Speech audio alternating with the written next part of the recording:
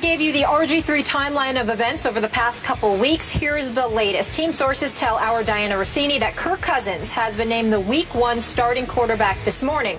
Redskins coaches are ready to move on from Griffin, but ownership is pushing back. That, according to our Adam Schefter.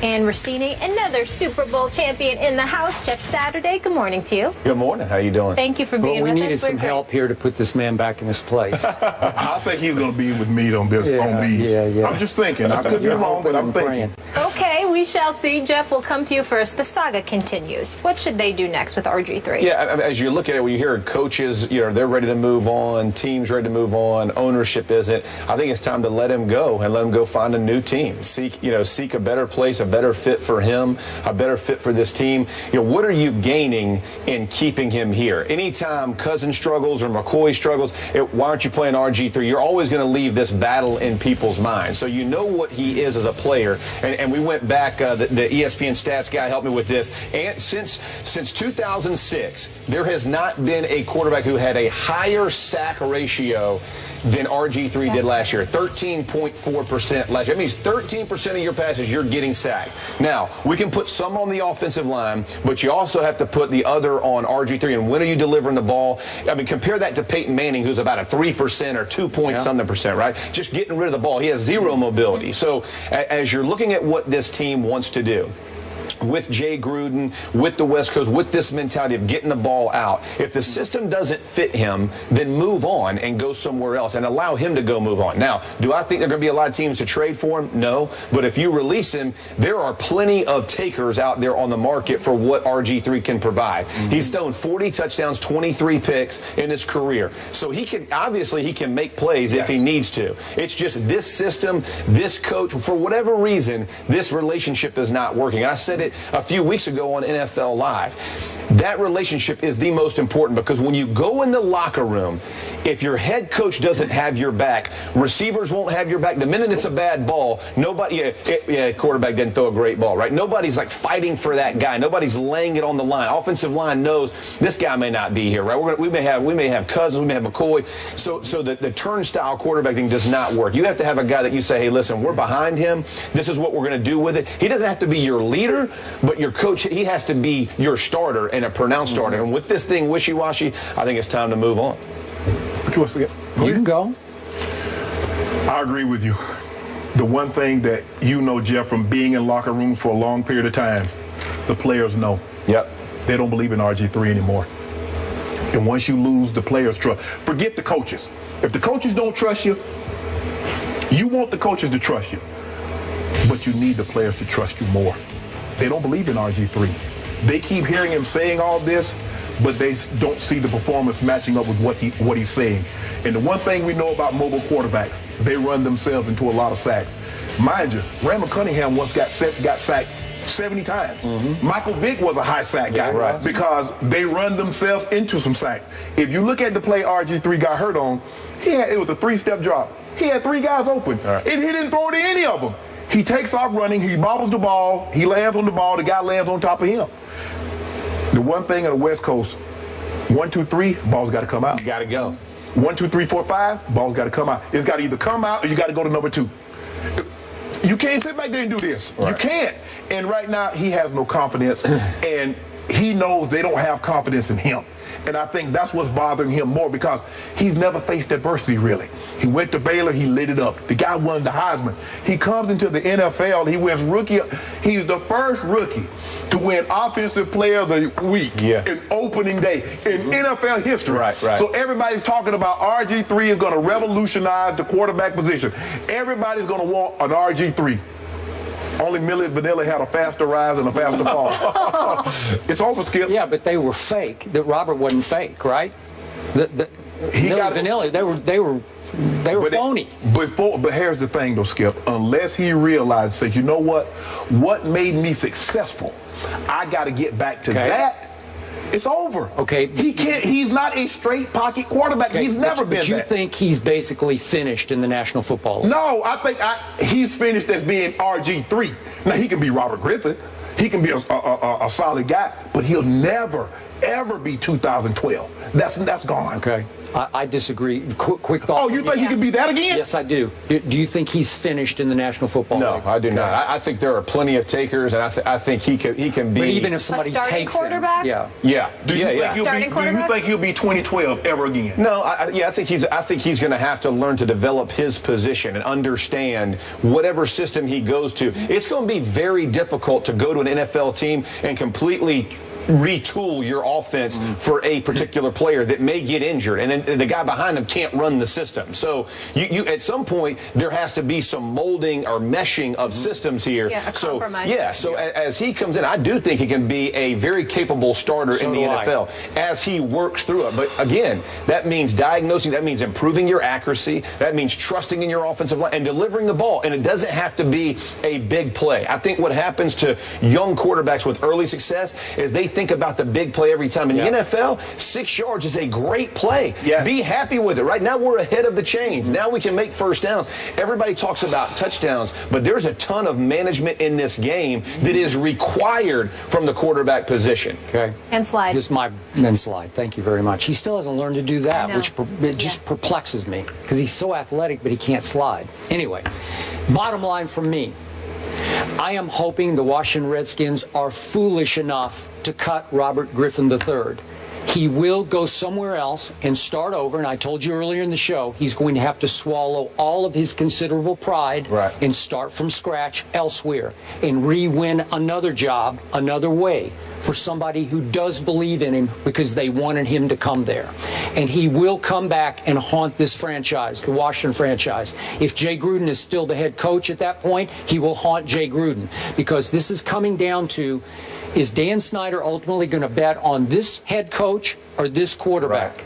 It's because Jay Gruden does not want RG3. That was clear last year. Absolutely. He doesn't want him there. That's right. And to me, it's an outrage because again, I love John, so this isn't a John thing.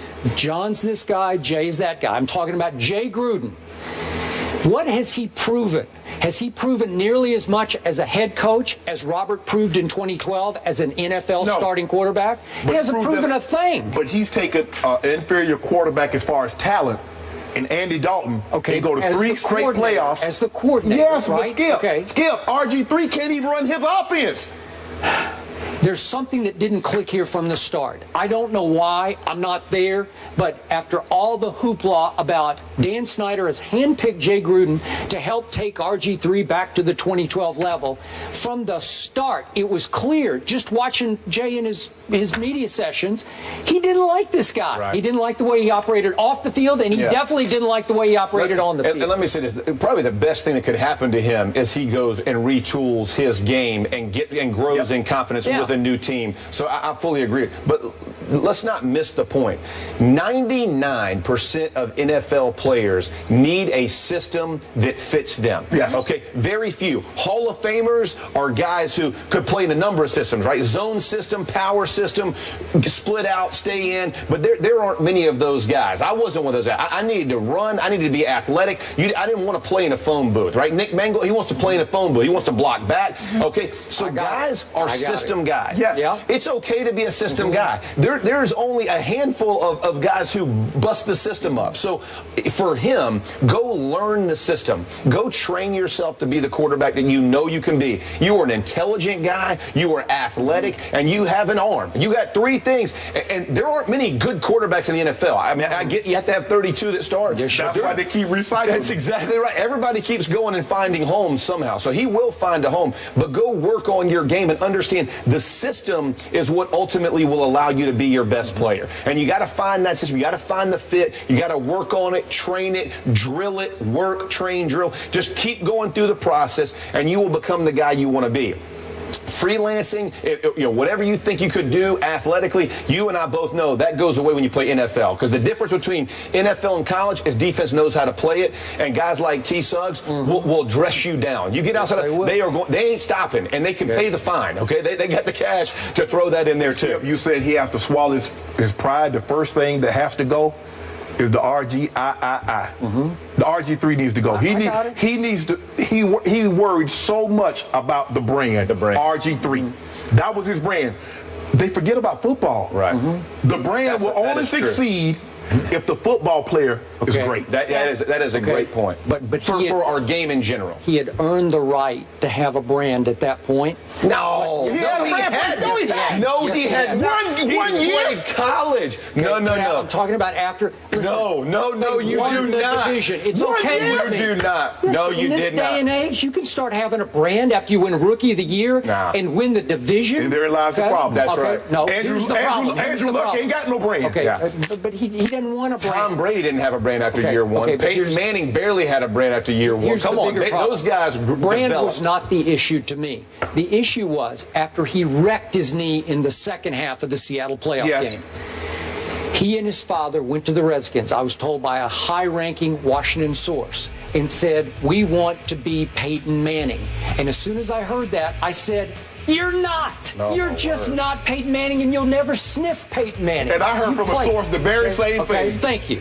Okay, so Robert has, as we all know, world-class speed. I'm talking about world-class. Okay, I think he can get that back.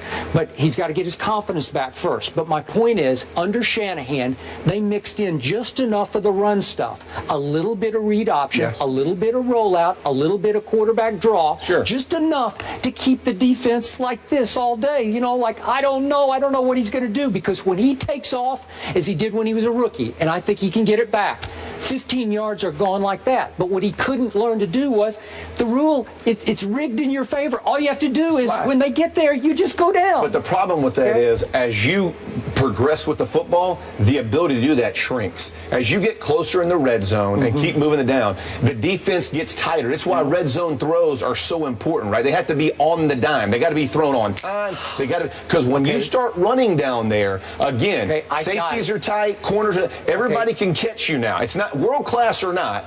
There's 11 of them who are, okay, so that's different. I definitely saw the arm at Baylor, but that rookie year, he was special now. 20 touchdowns for 5 interceptions. Skip, you know, 4 years ago, I was 43. Okay. I'm 47 now. I was still playing But I know what you did when you were 43. I know you were legit. You were in the Hall of Fame at 43, and you belong. Skip, Skip, think about this. Tom Brady blew out his knee in the pocket.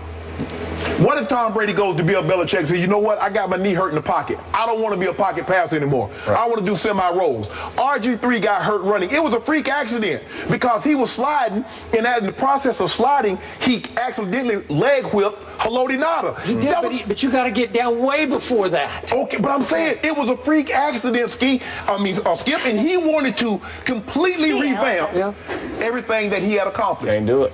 Okay, but my point is, you got to swallow all your pride and get back to somebody who says, "How, hey, Skip, he had yet to do it." Okay, but I'm hanging in with this kid because he did it at the NFL. If we're talking about college football, I'd be with you guys. I do agree with that, but I don't think it's going to come in that form of 2000. I think it's learning a system and learning when to deliver the ball, when is my hot read there, when do I got, and it's not tuck it and run anymore. It's I'm going to deliver the ball when I'm going to keep this offense in phase. I'm going to learn to develop my game. I'm going to learn to develop. And he is a bright kid. He is an athletic kid, and he can throw the ball. And he's a good kid. And he's a good, absolutely. Off the field, it's all. It's all positive. He can learn to do it. The problem is when you dangle the carrot of we're going to do this, we're going to do that, and it's not your offense. If it's not your offense, coaches don't know it as well. Players can I work it? Can I not work? The reason Chip Kelly's offense because he knows his system. Whatever player goes in there, and he knows the system. That's right, to fit his system. He is the star of his system. But he knows the system. He knows where the weaknesses in the system are. He knows what blitzes will match up against what he does well. If you don't know the system and you're trying to just put a player in, the pieces don't match. You have to develop this kid. And I'm telling you, I think the best thing, if he goes somewhere else, get involved in the system, I agree. He has the ability to be a good starting quarterback in the NFL. Will he be Pro Bowl? Will he be all those things? I have no idea. But he has the ability to be a starter in the NFL. Got to win another locker room. Got to. That's true, too. You got to win another locker room. That is true. Because he lost this one. You win it on the football field. Absolutely. All right. You know what else I hope for? You guys alluded to earlier him having so many voices in his ear. I hope he gets the right voices. Maybe some right mentors that can direct him as well moving forward. Jeff, you're staying pumped for this one? All right. All right, good. Tommy B is back in front of the judge. Do we believe in him? We'll discuss that coming up.